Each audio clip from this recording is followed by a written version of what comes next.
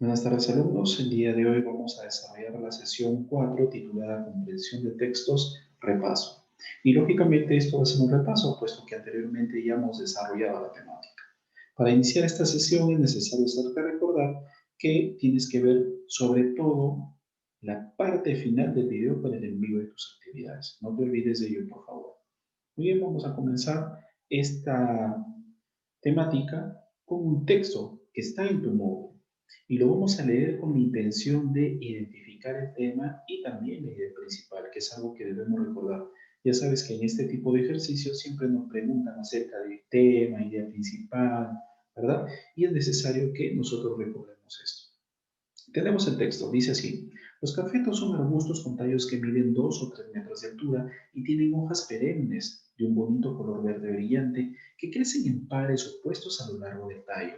Las flores blancas, con un delicioso aroma de jazmín, se agrupan en la base de las hojas formando glomérulos florales de 8 a 15 flores. Los frutos, que son verdes primero, demoran entre 8 y 12 meses en madurar y van pasando del amarillo al rojo escarlata.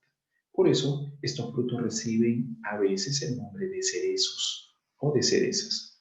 Muy bien, este es el texto.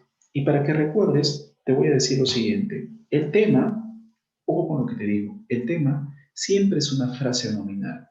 ¿Qué quiere decir eso? Que es una expresión que no presenta verbo.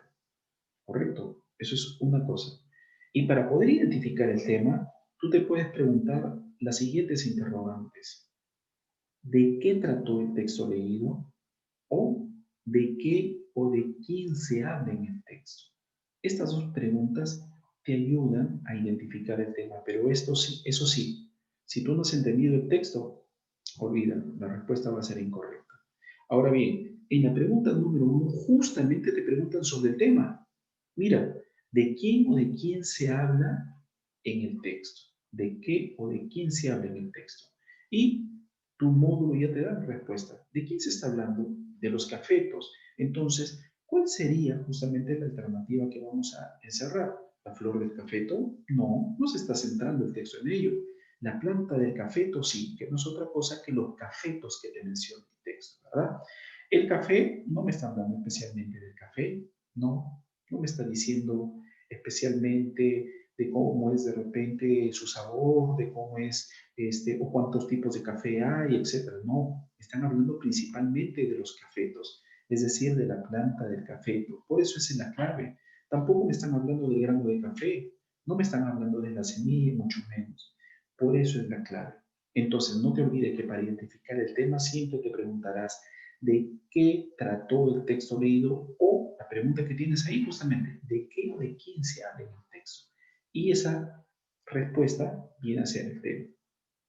Ahora bien, este mismo texto tiene una idea principal. Recuerda tú de que la idea principal se manifiesta de dos maneras: explícita, cuando está escrita, presente en el texto, la puedo subrayar. Cuando la idea principal es explícita, es una oración, y eso lo diferencia del tema, porque es una oración que presenta verbo. En cambio, el tema no presenta verbo. Ahora bien, cuando la idea principal es explícita, es una oración que resume en pocas palabras, ¿sí? Resume en pocas palabras el contenido de todo el texto. Eso debes tener en cuenta.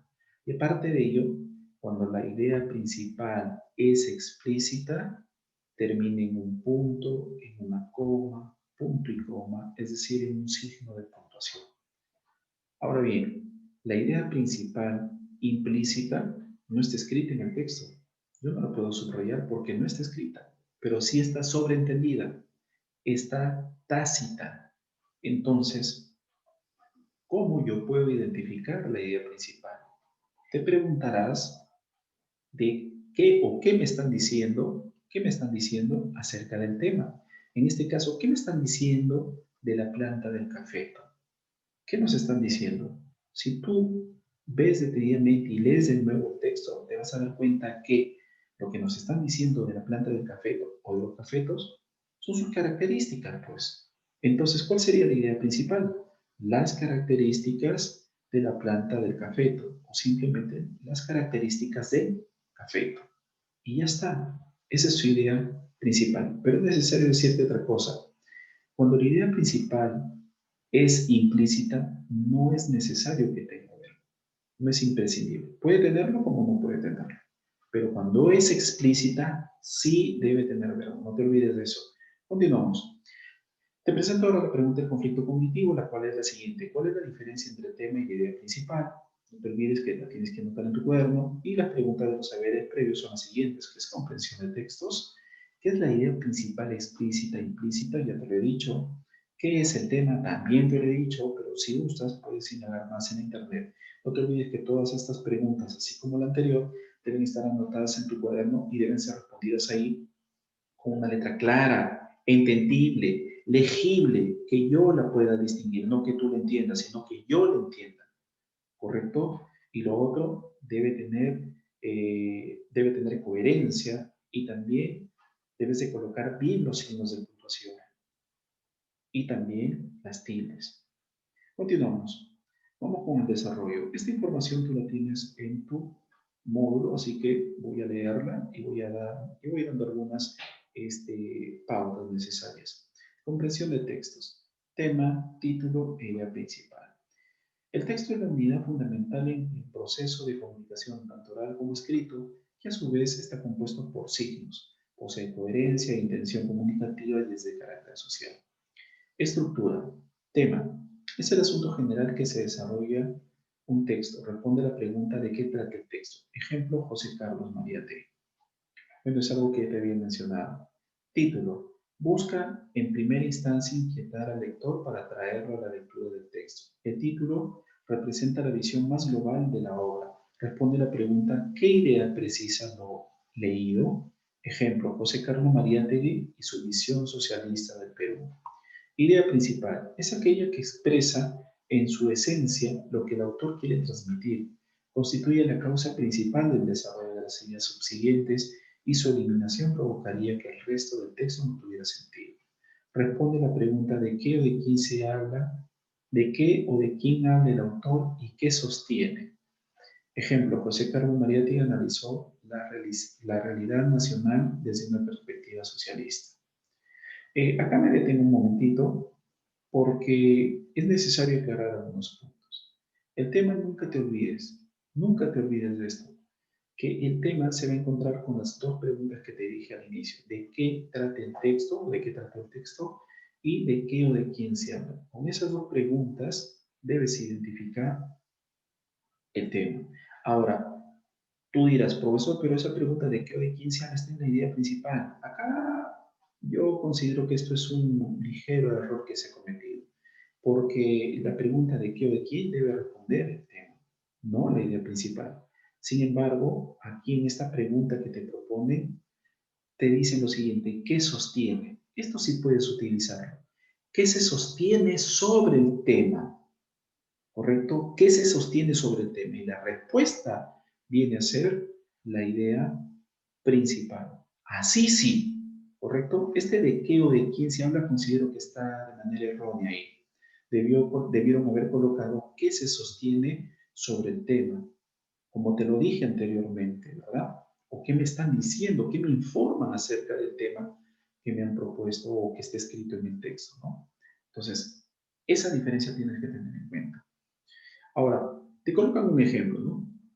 La cartografía es la ciencia que tiene por objeto la representación a una escala determinada de la superficie de la Tierra, es decir, la elaboración de mapas. Muy bien, ¿de qué nos estaban hablando? Nos están hablando principalmente de la cartografía, ¿no? De lo que es la cartografía.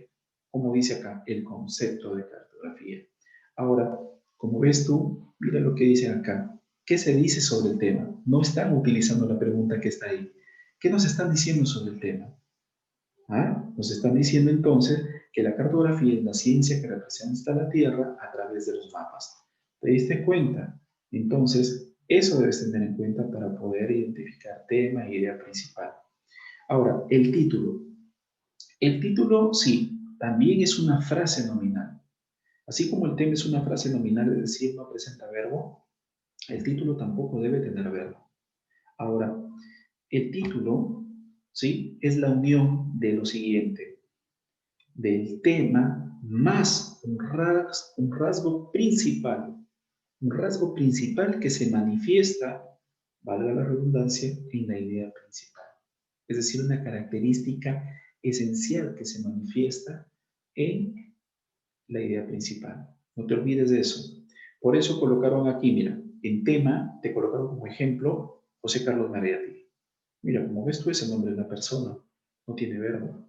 Ahora, en el título te están colocando el tema, miren, José Carlos Mariátegui, y además un rasgo esencial que se encuentra en la idea principal, más su visión socialista del Perú. ¿Te das cuenta? De esa manera se escriben los títulos. En algunas ocasiones, sí, coincide el tema con título.